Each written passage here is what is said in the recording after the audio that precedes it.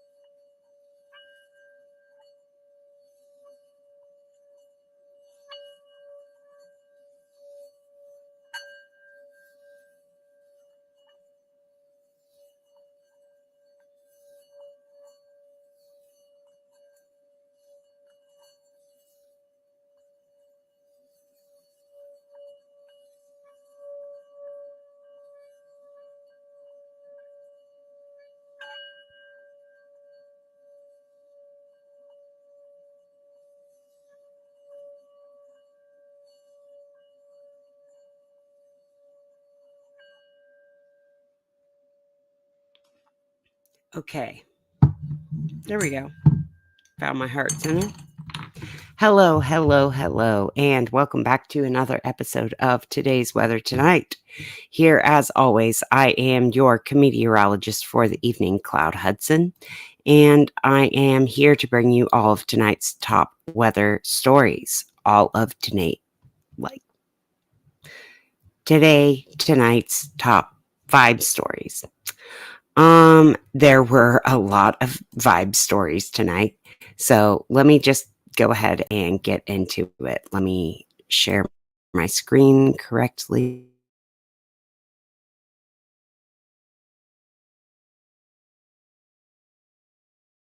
There we go. I had to late getting started. Let's start off with, before I get into the volcano stories, let's get into the headlines. Beryl, obviously, caused a federal disaster declared officially in Texas. Hurricane Beryl was a hurricane as it made landfall. It briefly weakened into a tropical depression after it moved over the Yucatan Peninsula, and then it became an actual terrible hurricane as it made landfall on Texas's coast. Houston, many people in Houston are still without power. There are many people doing live water rescues. FEMA is moving into the Texas coast. Everybody in Houston still hasn't tweeted about it because there's no fucking service there.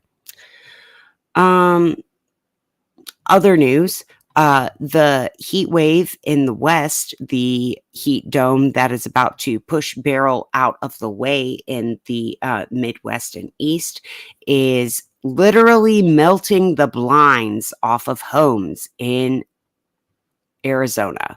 Do you see this?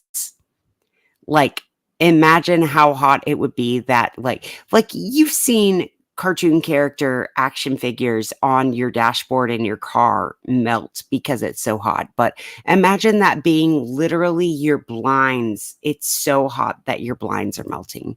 That's what's happening in Arizona. Speaking of which, California, PG and E, California Electric Company, to turn off power for thousands of residents amid extreme heat wave and raging fires. They are turning off the power because they are afraid that it's going to create more fires.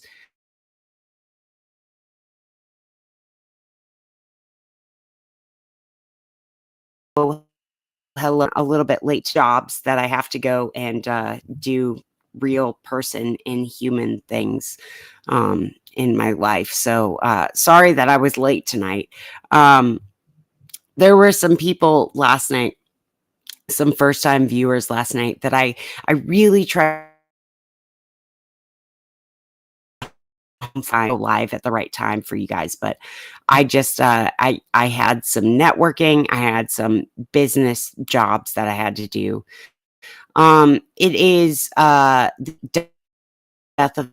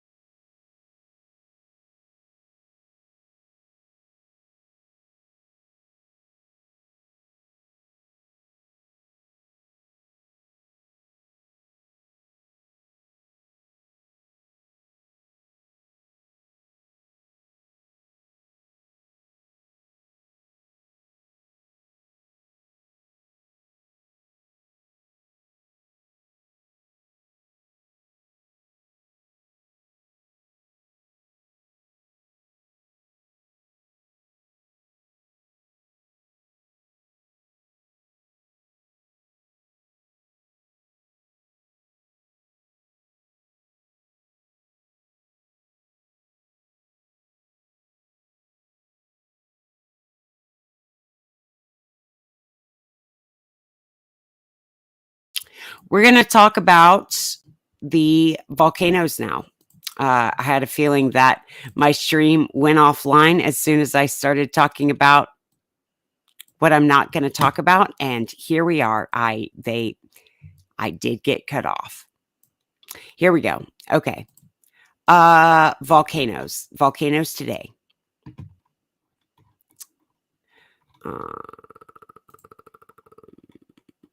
Gonna look at Tuesday, July 9th. Stromboli, Aeolian Islands in Italy. The new lava delta forming at Sciara del Fuoco is literally making a new island. Mount Etna in Sicily, Italy. After the last paroxysm ended 2 days ago, Etna has remained calm for now, but this can change at any time. In the meanwhile, we show you gigantic volcanic bomb ejected from the summit crater during the last paroxysm. That is a hiker, a random man just hiking next to a giant ass rock that was ejected from the crater. The new cone built up by this activity is now likely the new summit of Etna volcano. Formal confirmation is missing. The western summit of the crater, Boca Nuova, with its two deep pits existing until July 4th, has been completely filled by new lava. Overspilling lava poured over the western crater rim of Boca Nuova over the western flank of the volcano in a short-lived lava flow. Campi Flegrei, another Italian volcanic field. No significant changes, but mostly 98 mostly tiny earthquakes were this is what we're looking at. It's not nothing. It's not nothing happening at Campi Flegrei. And Campi Flegrei means literally the fields of fire. So Phlegreian fields, fields of fire. This is the current hazard map at Iceland's Reykjanes Peninsula, the Svartsengi eruption field. The darker colors here are the lava flow fields. Currently, we're only at a warning of yellow and orange. That means that's pretty calm. Here, near Nishinoshima volcano in, I believe, Japan, discolored water. that means that there is some sort of eruption happening, but it is not literally an above ground eruption. There is a tectonic disturbance there. Satellite of Lewitobi right there. Dukono explodes as always in the past few months. Dukono has been having consistent eruptions every day. Weak thermal signal from the volcano. Which volcano is that? Sumeru, probably. Which one?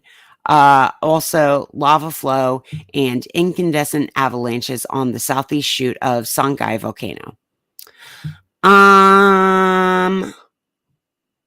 Nishinoshima and the volcano islands, Japan. New aerial images of the volcano have been published. I think that's probably what the thermal image is.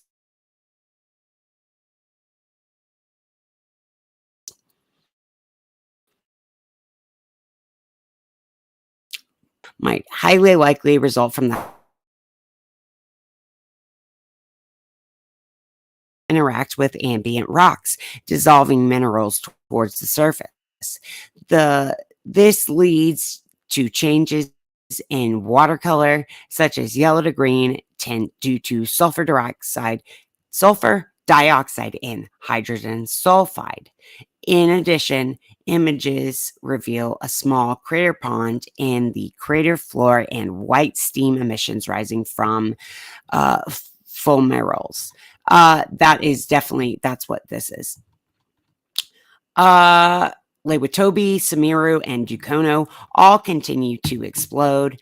Home Reef in the Tonga Islands have the effusive eruption of the volcano has diminished. The latest Sentinel-2 image acquisition from July 5th suggests that magma flux has subsided in the last update. The newly formed lava platform on the east part of the island has not grown sufficiently in its area significantly. Oh, here's an update from the Aleutian Islands in Alaska. The Alaskan Volcano Observatory lowered aviation color code green and volcanic alert level to normal. The last eruption activity at Mount Cleveland was short-lived explosion during the evening of June 1st, 2020. Despite current pause, the eruptive period at Mount Cleveland, dating back to 2001, remains ongoing. La la la la la. So they're saying even though there has been some seismic activity going on in the Aleutian Islands,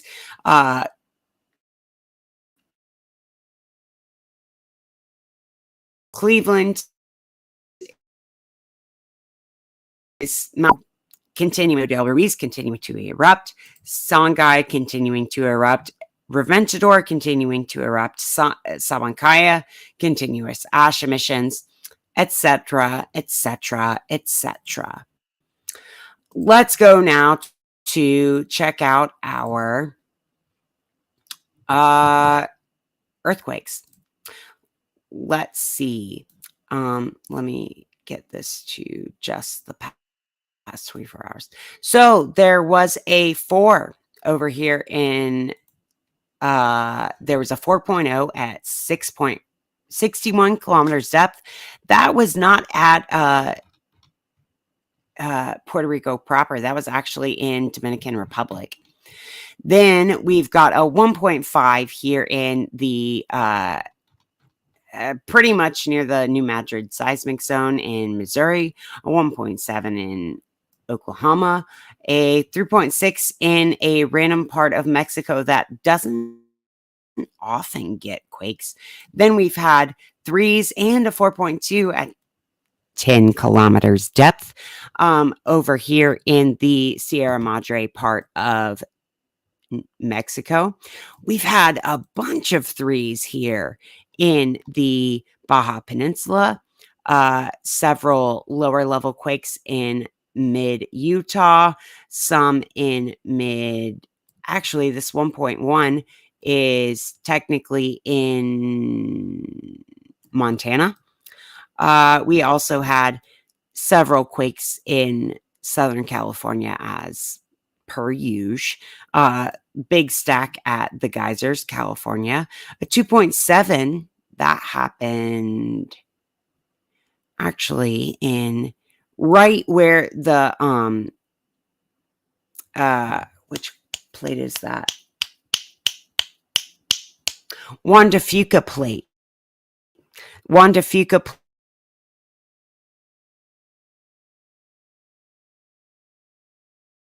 plate right there. There's a 2.7. Our normal amount of quakes here in Alaska, including a 3.1 as we're getting out into the Aleutian Island chain, and some way low level quakes other than this 3.4 at 34 kilometers depth.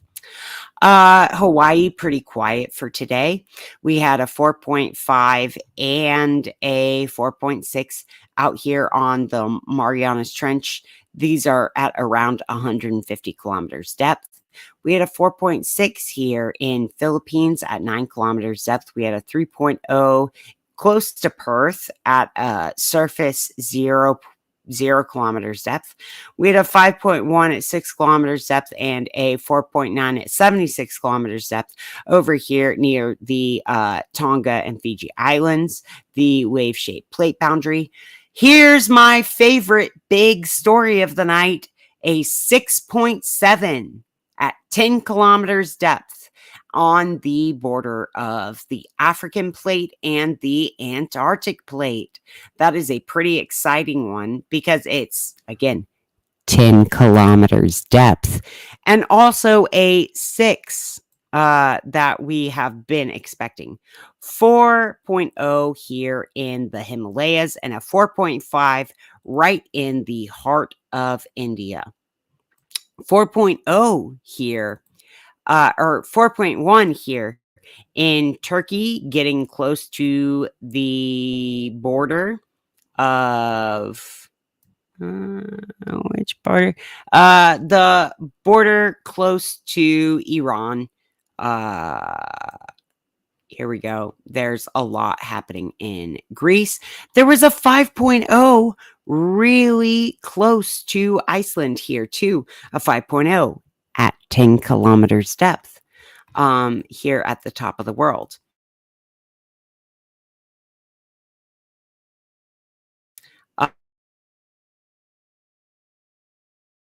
Else happened? The East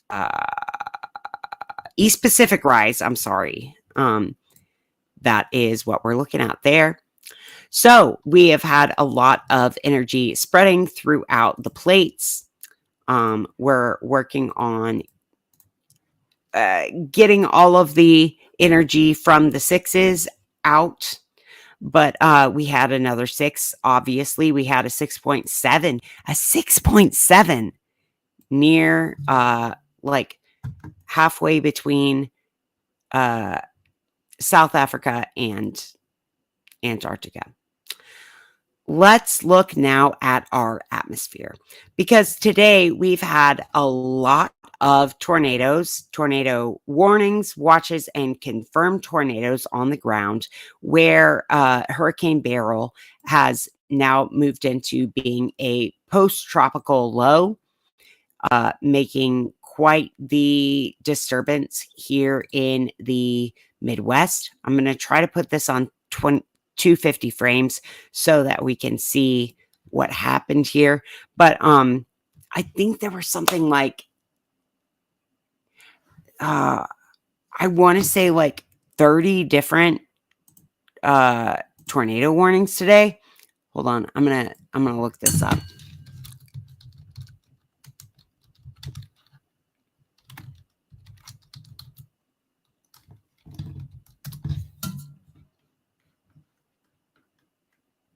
I'm going to look this up so that I get the exact number of warnings that were issued today correct.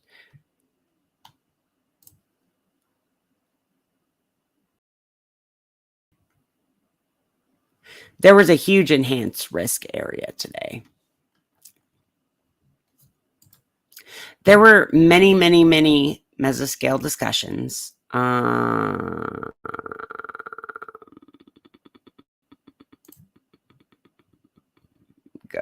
storm reports.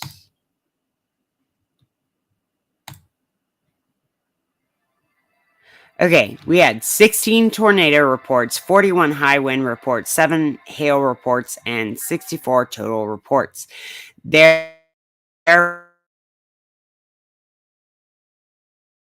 of warnings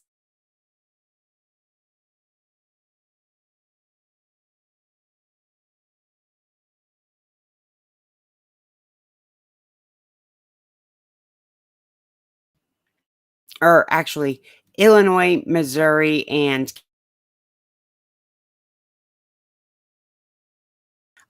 this is where there were a lot of terrible storms today. There was one in headed for Johnson. Where was that? It was headed towards Lagodi. Started in Eggfield. Oh, Poseyville to Johnson. This Egg Harbor. Poseyville, Egg Harbor, Johnson. That is where, and Johnson is where the actual radar site is situated. So that was quite a exciting afternoon. We had a lot of terrible storms sweeping through western Kentucky, southern Illinois, and Indiana. And now they are currently moving through Ohio, Michigan, and northern Illinois.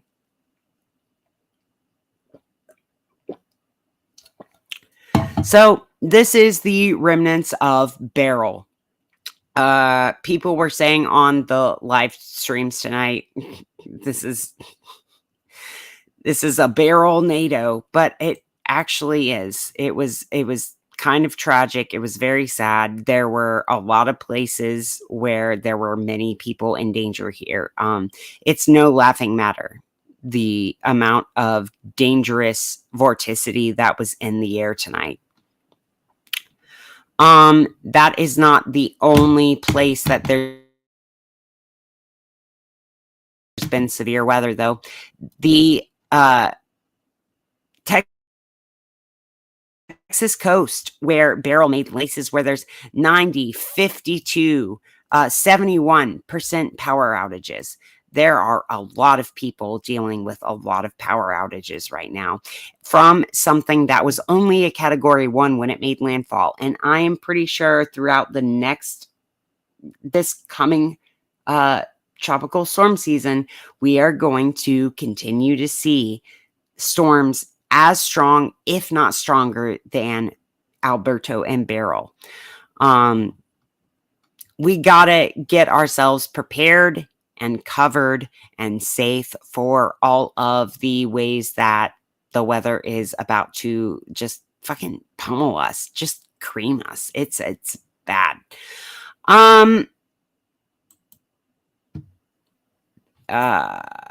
Yeah, it's not a fun day. Other than the fact that it is Nikola Tesla's birthday. Happy birthday, Nikola Tesla. Nikola Tesla, a very smart man who was seen as an insane person in his time, just because he stayed up all night to drink coffee and talk to birds. Look into Nikola Tesla. That's all I gotta say. Okay, we're going to continue on with our update tonight. I'm going to go look at our tornadoes and another.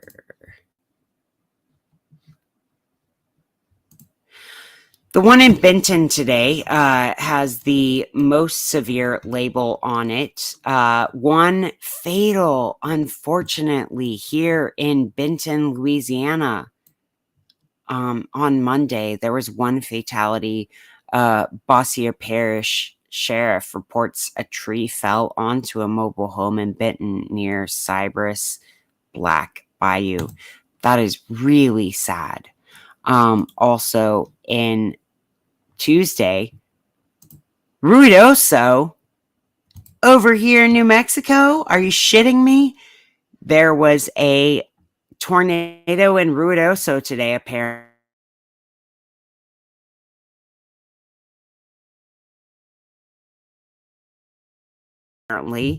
Uh, Harmony. There was also one near uh,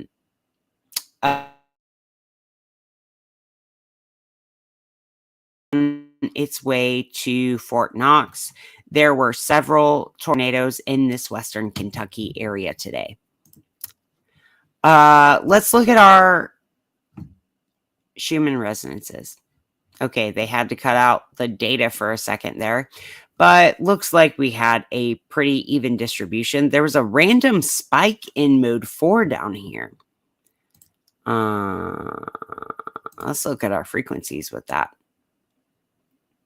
Yeah, mode 4 randomly spiking really high, whereas everything else spiking pretty high, but like not as high as 4 is. That's weird. Let's take a look at our X-ray flux of our. Okay, so we just now had a really high M 1.37. We just had a M class flare. The last largest flare that we had was an M 2.4. That was like 3 days ago. So we are looking at maybe an increase in our X-ray flux. Our coronal mass ejections, we looked at, actually on the 8th, we did have a partial halo. You remember last night I was saying that this looked like it would be a big one? Look at that. They did classify that as a type 2 coronal mass ejection partial halo. So there may be a component from this that heads towards Earth. There were only 4 that headed towards Earth on the 9th. Wait, we're getting out of that. Let's go to our home page. That's a pretty big coronal hole right there. And considering the fact that 3738 right here is pretty strong in a beta gamma type formation, and it's only yesterday it only had 38 sunspots. Today it has 50 sunspots in this region. They are really gaining speed here in 3738. And I think that the combination of 3738 growing in strength with the dimming region up here, we're going to have some significant solar weather coming up soon, but it's not quite here yet. Let's go to our planetary weather.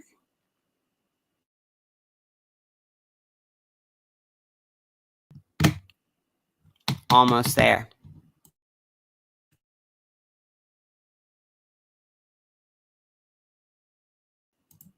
Regulars, love you. I wish I had been there for you tonight, but I had to go to one of my many jobby jobs tonight. Okay. Well, it's a Mercury day and a Mercury hour right now, but considering this is Tuesday's broadcast, this should have been broadcast during a Mars day and a Mars hour. But I will take the fact that we are in a Mercury day, Mercury hour. I will own that. I love that. Mars is moving ever closer towards Uranus in Taurus, conjunct the place of the fixed star Algol. That is a big political leader that got beheaded. It's a whole legend that you can look into. Mercury, though, Mercury is in Leo at 12 degrees, making a sextile to Jupiter in Gemini at 10 degrees. That is making a happy little square to the moon in Virgo at 8 degrees. Today is definitely a day that you can be yourself. You can be yourself. Don't expect people to like you for it, but you can definitely be yourself. Speak your truth. That's kind of like the really hard thing about being an incarnated soul in an individuated body, is that you have to be yourself, even if you hate what that means, and even if other people hate what that means. That's also what I feel about Chiron in Aries and the North Node in Aries is you gotta be yourself even though it's cringe. You gotta be yourself even though it makes other people gag. You just literally have to be yourself because annoying, I know. I'm going to do a very short show today and just close us out with one reading from my favorite tarot deck that always reads me to fucking filth. The Wild Unknown Tarot by Kim Krans. Listen to this ASMR.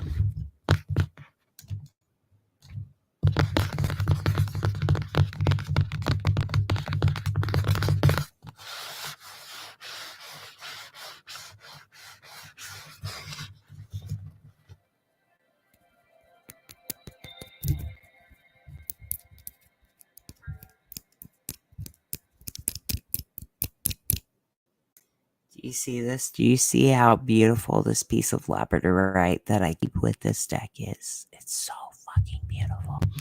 Okay. This is the deck that always reads me for filth, so get ready to be dragged. This always drags me.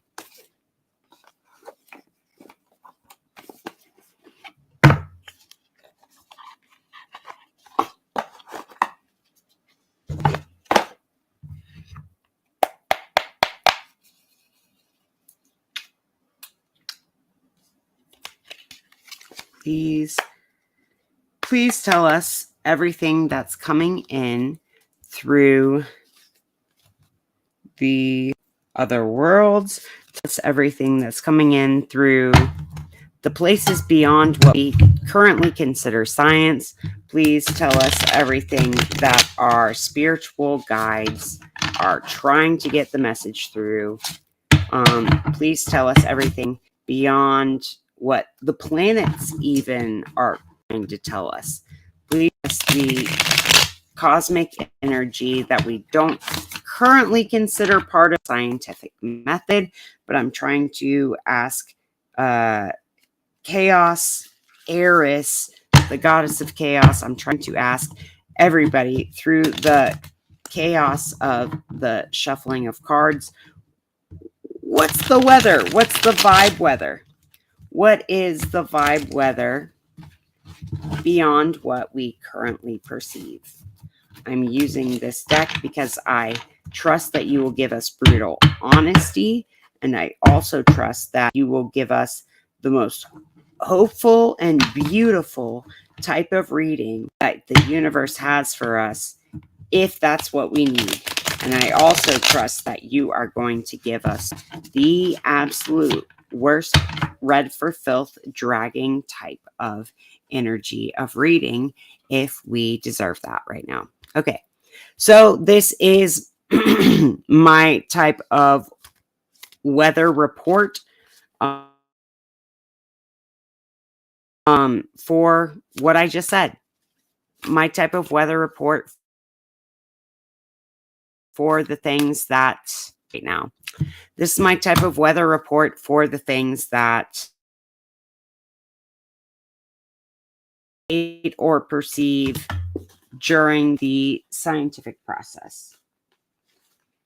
There's a lot that just jumped out right there, so I can't read all of those. I'm sorry. I'm too dumb and lazy for all of that. Let me get at most 3 cards. I would like 1 card. Thank you. Okay, there's 4, but I'll read them. Okay. So, first card we got 4 of Swords upright. Second card we got Father of Swords reversed. That's the King of Swords reversed. Third card we got. Oh, there's a secret one under that. So I think I'm going to take that as an interpretation of this one. It's Judgment upright. And the interpretation is the Mother of Pentacles reversed. And the last one is the Fool reversed. Oh, man, this is going to take a second. So this is our interpretation of the energetic. This is our energetic forecast. What is currently coming in through the waves. So, first of all, we got 4 of Swords. Stillness, mental power. It's got a lamb with its third eye open. Through threatening swords, though threatening swords loom above, the lamb sits in its stillness without fear. The 4 of Swords says it's time to look inward and find the mental power to cope with the pressures.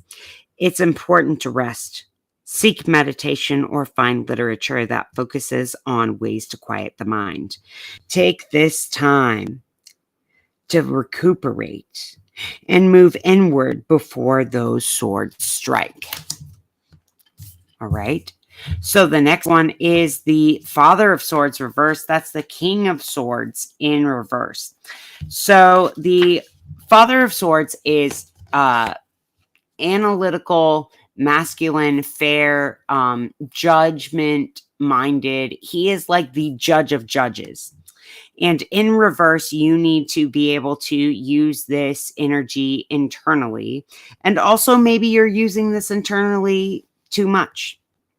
The interpretation book says, like all the Swords family, the father has a gift for perception. He has a distinct ability to remove himself emotionally from its situation so that he can truly see it all from all angles. He is therefore respected by others who usually describe him as a fair or just.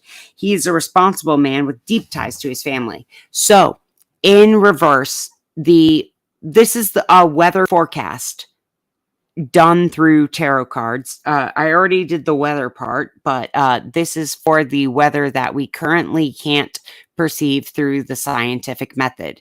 The things that we, like, the scientific method can't quite perceive yet.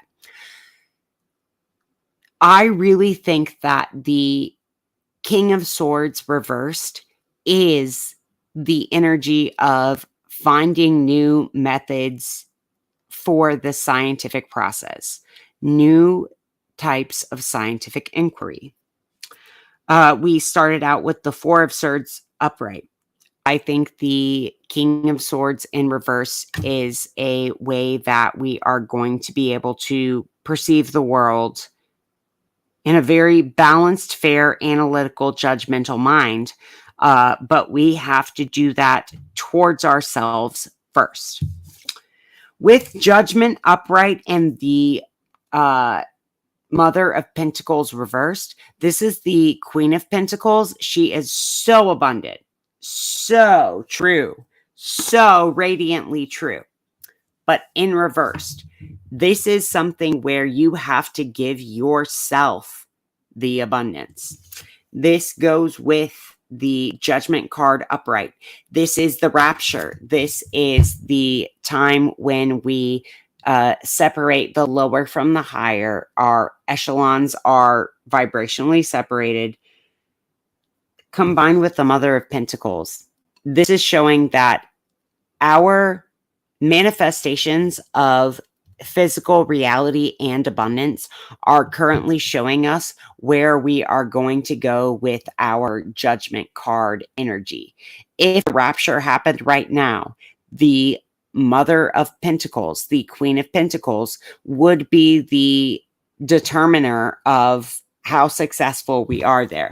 Not that you have to be materially successful for success in the judgment day, but you actually have to, every single day is the judgment day through our material reality.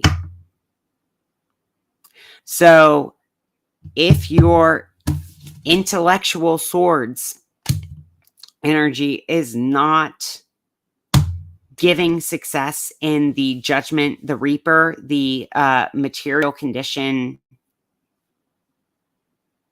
result of our success, we need to go back and revise.